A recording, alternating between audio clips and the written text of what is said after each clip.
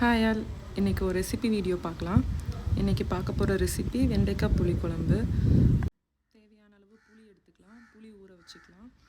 அப்புறமா சட்டி ஹீட் பண்ணிவிட்டு தாளிக்கிறதுக்கு தேவையான கடுகு வெந்தயம் போட்டுட்டு ஒரு பாதி வெங்காயம் கட் பண்ணி சேர்த்துருக்கேன்.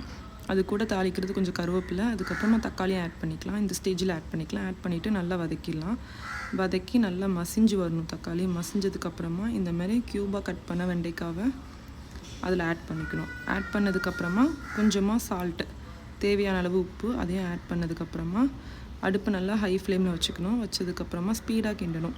கிண்டும் போது அந்த வெண்டைக்காயெல்லாம் நல்லா ப்ரௌன் ஆகிடும். இந்த மாதிரி கொஞ்சம் கலர் மாறினதுக்கப்புறமா குழம்பு மிளகாய் தூள் ஆட் பண்ணிக்கணும். 1 ஸ்பூன் ஆட் பண்ணியிருக்கேன். 1 ஸ்பூன் கரெக்டாக இருக்கும்.